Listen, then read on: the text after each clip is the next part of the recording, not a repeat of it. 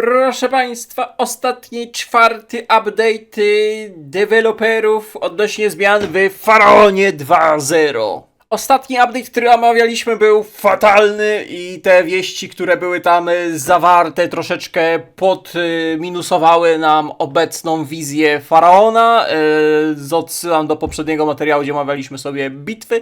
Dzisiaj natomiast mechaniki kampanii, bóstwa oraz wisienka na torcie, którą jak zobaczyłem, to aż mi się serduszko otworzyło, bo od razu skojarzyłem pewną mechanikę z Mediewalem, czy nawet Romem 2, ale to na samym końcu. Teraz przejdźmy do pierwszej rzeczy, która jest zawarta w tym update'cie, czyli bóstwa. Chcesz kupić sobie nową grę? Kupuj tanio i bezpiecznie na Enebie. 1000 gier w najniższej cenie. Koniecznie lub zakupy korzystając z naszego linku Zająca, który przeniesie Cię do świata najtańszych gier. Nie bądź amebą, kupuj na Enebie. Jak już wiecie, dodane zostaną dwa główne nowe regiony, czyli powiedzmy obszar Grecji i zachodniego wybrzeża Anatolii oraz Mezopotamii. W związku z tym potrzebni są nowi lorowi bogowie, a właściwie nie wiem, czy lorowe to jest dobre określenie, jak mówimy o naszej historii, po prostu historyczni bogowie, którzy występowali. I jak wiecie, albo graliście w Faraona, albo oglądaliście, Faraon ma o tyle fajnie zrobioną mechanikę bogów, bóstw i całej religii, że jest to jedna z tych rzeczy, które szczególnie mi się podoba w Faraonie. I pod kątem takim wizualnym, dającym satysfakcję przy rozwoju tych religii, zdobywaniu kolejnych poziomów wierności u swoich bogów, jak i pod kątem takim gameplayowym, wpływającym na rozgrywkę. Te kapliczki, bogowie, puściki, jakie one dają, rozbudowa tych świątyń, czy nawet troszeczkę manewrowanie i dopasowywanie sobie odpowiedniego bóstwa do najbardziej optymalnego panteonu z uwagi na w sumie epokę brązu, jakby nie patrzeć, więc ci bogowie gdzieś tam płynnie mogą przenikać, jeśli chodzi o swoich wyznawców w danym regionie. Tak więc, do puli bogów egipskich, chetyckich oraz moich ulubionych, bo najbardziej spaczonych kanejskich dołączą bogowie greccy. Zeus, Posejdona, Apollo, Ares, Afrodyta oraz bogowie mezopotamscy Ashur, Isztar, Inshushinak, Marduk oraz Ninutra. Tutaj ładnie widać, że będzie 5 grup, 5 panteonów bóstw. Te panteony oczywiście mają poszczególnych bogów u siebie. Każdy z tych bogów ma inne mechaniczki, inne boosty, pod inny styl grania. A patrząc, że wybieramy sobie 3 bogów i tych bogów można podkradać, w sensie wyznawać można bogów z innych panteonów, to daje sporo możliwości. Ej, spójrzcie na mnie, czyż nie mam majestatycznych skrzydełek? Mordo, chcesz kupić wąsza? Ty, a tak poważnie dopiero teraz zauważyłem. Nie wiem, czy to było gdzieś wcześniej w DevDR i ominąłem, ale jak mieliśmy tą podstawową grupę surowców, która z stroi dosłownie była przeniesiona do Faraona, a teraz mamy 2 kolejne jakieś złoża. Tutaj mamy frakcję jakąś grecką, egejską, więc mają jakieś 2 nowe zasoby, które mogą kolektować i wydawać. Jakieś niebieskie słoneczko, które mi spada. I jakieś figurki? Nie wiem, jakaś figurka tu jest. Nie wiem, jak wy uważacie, ale mnie osobiście podoba się ta mechanika, system cały rozbudowy, rekrutacji i utrzymywania jednostek przy pomocy tych surowców. Wracając do tematu bogów, mamy tutaj rozpisanych 2 mechaniki, właściwie 2 specyfikacje bogów Ashura, mezopotamskiego i Zeusa. Nie będziemy w to wchodzić, bo to trzeba zobaczyć po prostu w trakcie rozgrywki, czy te mechaniki, te boosty, które dają bogowie i czego wymagają, po prostu ma sens i czy to z drugiej strony jest zbalansowane pod kątem rozgrywki, że czy warto będzie z tego korzystać, tego boga wybierać, czy to będzie jakiś zapomniany bóg, bo daje słabe boosty, czy będzie znowu przegiętym bogiem, do którego wszyscy będą się modlić i zaraz prowadzimy religię monoteistyczną, bo wszyscy będą chcieli kąsać jak najlepsze buściki dla siebie. Dlatego balans pozostawiamy pod znakiem zapytania, bo to czysty gameplay nam odpowie. To były nowe panteona bóstw, jeżeli chodzi o Faraona. Tutaj natomiast mamy legitymizację, po polsku chyba będzie legitymizacja. Jeżeli chodzi o mechaniki frakcji i dla Ageńczyków Greków, i dla frakcji z Mezopotamii. To jest trochę podobne do tego, co było już wcześniej. Na przykład Grecy dostaną możliwość przy tam wysokim jakimś poziomie legitymizacji rekrutowania lepszych, elitarnych, specjalistycznych jednostek. Coś takiego już chyba było dla frakcji egipskich, jak tam miałeś chyba tytuł a na dworze królewskim tam od armii to mogłeś tych lepszych królewską straż rekrutować, czy coś takiego. Nowością chyba jest mechanika, tego wcześniej nie widziałem, że przy wysokiej legitymizacji będzie można ją przepalać na kolonizację nawet odległych prowincji, czy szybkiego levelowania, wiecie, tego doświadczenia punktów, jeżeli chodzi o poszczególne jednostki. To może być ciekawe do przepalania i rozwijania swoich frakcji. Natomiast Mezopotamia znowu ma coś, co chyba już było, znaczy na pewno było, bo Egiptem zbieraliśmy te fragmenty korony, wiecie, tak, korona Egiptu tam z kilku rzeczy się składa i każda co innego sugerowała i to faraonie tą koronę się zbiera. Tak samo tutaj, jeżeli chodzi o królów z Mezopotamii, również będziemy ubierać naszego króla, jeżeli chodzi o poszczególne przedmioty, maczuga, toporek, rydwan albo wielki pierścień. I to odnosi się do poszczególnych miast, które będą kontrolować, no wiecie, miasta państwa starożytnej Mezopotamii, więc tam pewnie będzie duża zależność, znaczy dużo będzie zależeć od kontrolowania tych kluczowych miejscowości historycznych.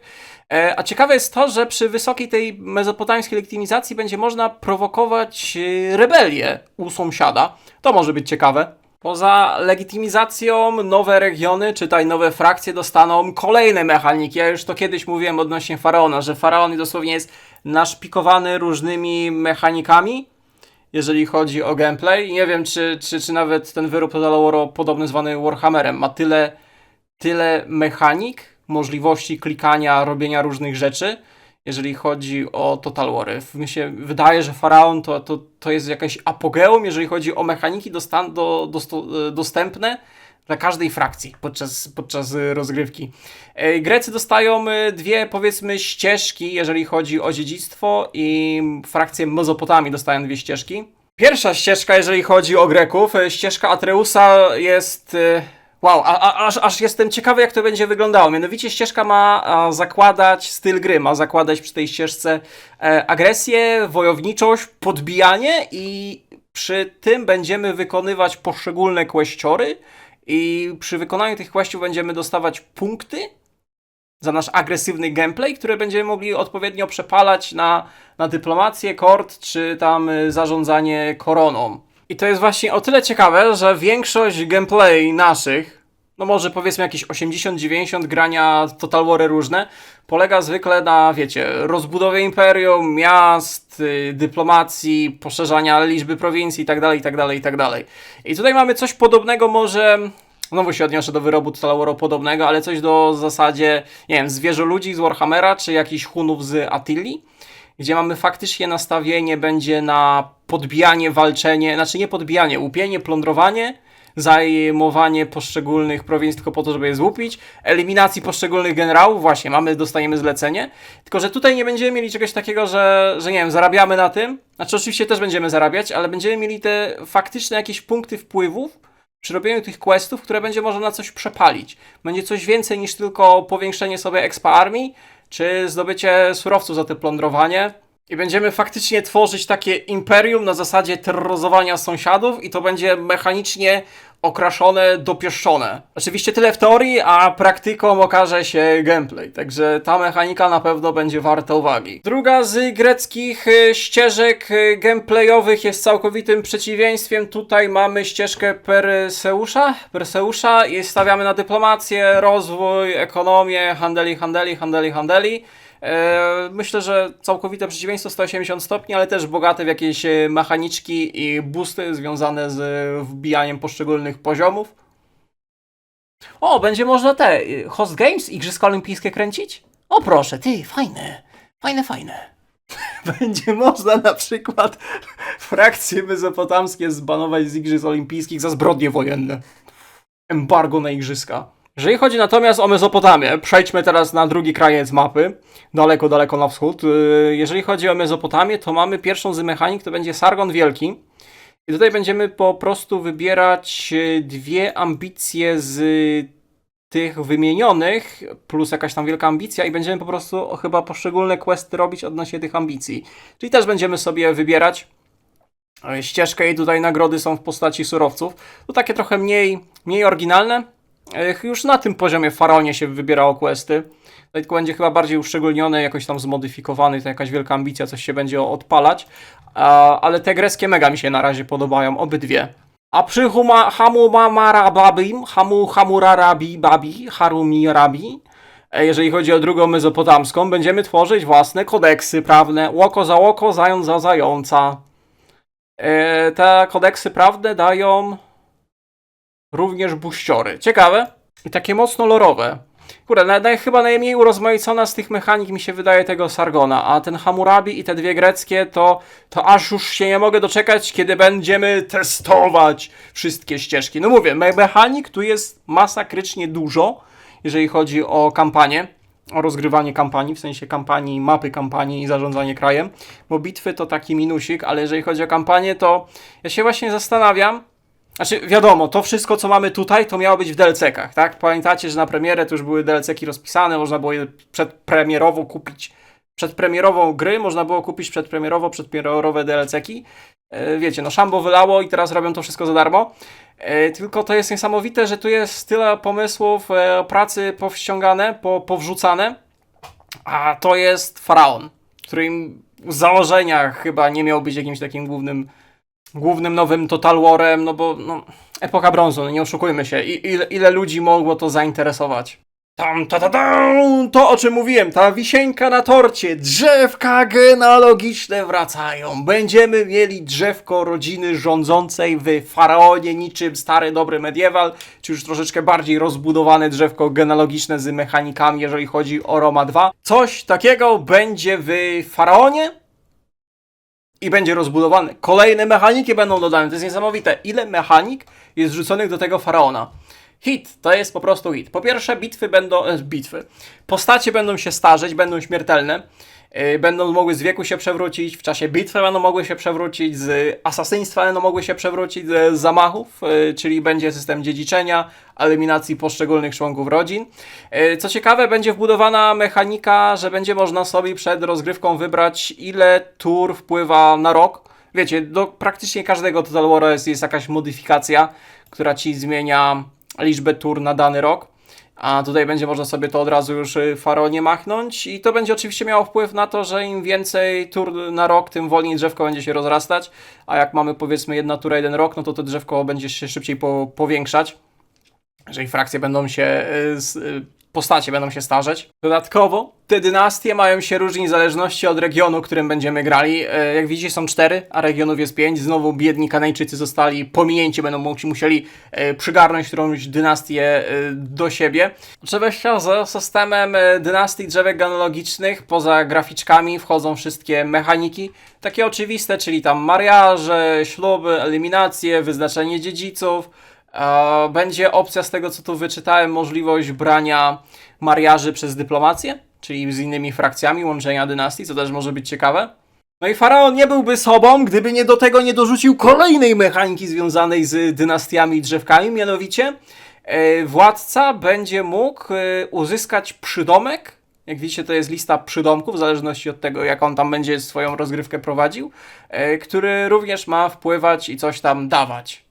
System dynastii śledzi również wyczyny każdego najwyższego władcy w formie czynów. Czyny te są rejestrowane i mogą ostatecznie zilustrować rządzący aspekt obecnej dynastii, przyznając różne poziomy efektów. Każdy czyn zapewnia epitet, który można wyposażyć najwyższego przywódcy, a dodać smaczku. Z tego screena można wiele informacji wyczytać. Przede wszystkim te dynastie, ta mechanika, te drzewka genealogiczne będą się dzieliły na 3 sektory. Rodzinę rządzącą, całe drzewko dynastii, tak, oraz poszczególne dynastie. Tu mamy, widzę, ponumerowane, 6., 7. dynastia Mezopotamii.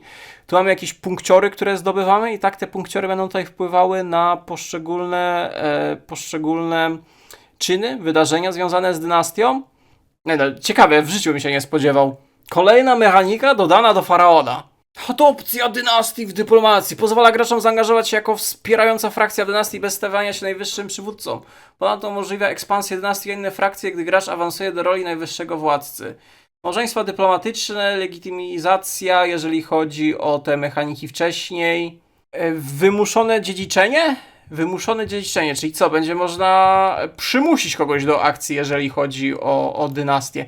No i pomyślcie sobie teraz, że oni zamiast robić jakiegoś Medievala 3, porządnego Total War'a historycznego, czy nie wiem, Empire'a 2, Wojnę 30-letnią, no tysiące innych możliwości. Wybrali chyba jeden z najnudniejszych i najmniej ciekawych, znaczy najmniej popularnych wśród ludzi okresów historycznych, Faraona, i naszpikowali go jakąś chorą dosłownie ilością mechanik, sposobów rozgrywki. Wiesz, jakbyśmy dostali jakiegoś bardziej przyjaznego, jeżeli chodzi o datę historyczną do Total War'a, no przecież to byłby hit. To byłby hit! A zamiast tego mamy utytego mechanikami Faraona 2.0.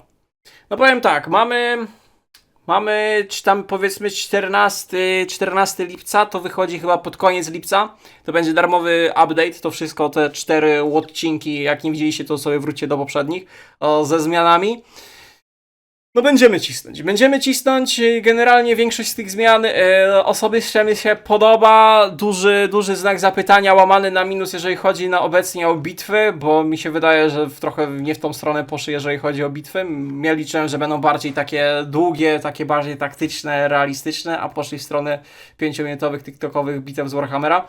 Ale spokojnie, zając się nie odpali odnośnie Warhammera, każdy wie, że to jest wyrób Total War'o podobny. Tutaj mamy namiastkę prawdziwego Total War'a.